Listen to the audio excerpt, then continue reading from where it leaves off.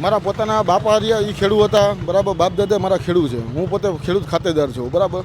આજે ભાજપવાળા એ લોકો મને એવું કહે છે, બરાબર છે, કે અમે વર્ષે તમને 6,000 રૂપિયા આપી છે, દર 3 મહિને 2,000 રૂપિયાના એ લોકો મારા ખાતામાં પૈસા નાખે છે. કાંઈ વાંધો નહીં ભાઈ, તો ભગવાન તમારું આભાર, બરાબર. 6,000 રૂપિયામાં જો મારા છોકરાને ખાલી ચડીને બનિયાન તમે લોકો દઈ દેતા હોય તો સારી વાત કહેવાય.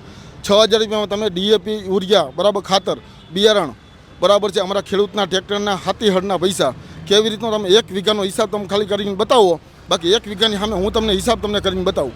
આજ કપાસની કિંમત કેટલી છે?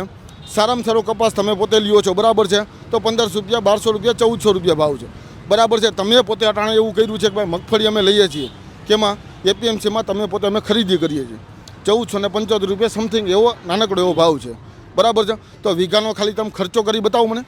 1 વીઘામાં નાખી દે 20 મણ, ટૂંકમાં 20 કિલો બિયારણ, ઓછામાં ઓછું સમથિંગ 20 થી 40 કિલો બિયારણ મારે જોઈએ. તો બિયારણનો તમે ખાલી ભાવ મને પૂછીને કહો.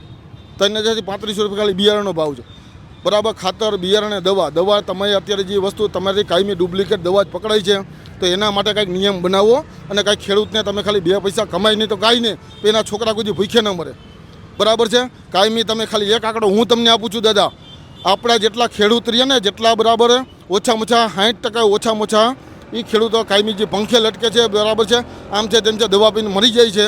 એમાં તમે ક્યાં ધ્યાન દો છો દાદા?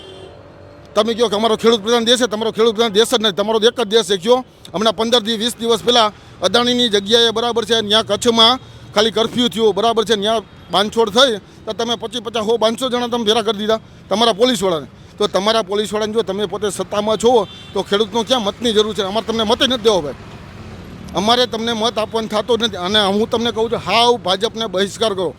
આમ આદમી પાર્ટીની વાત તો આખી અલગ છે, એ તો પાર્ટી આપણે ત્રીજી પક્ષ તમે પોતે જ ગણો છો. આમ આદમી પાર્ટી તો પછીની વાત છે. વર્ષોથી આ બરાબર કોંગ્રેસને અમે કોઈ મર્યા નથી અને કોઈ મરવા દીધા નથી. મારો મત તો કોંગ્રેસને જ.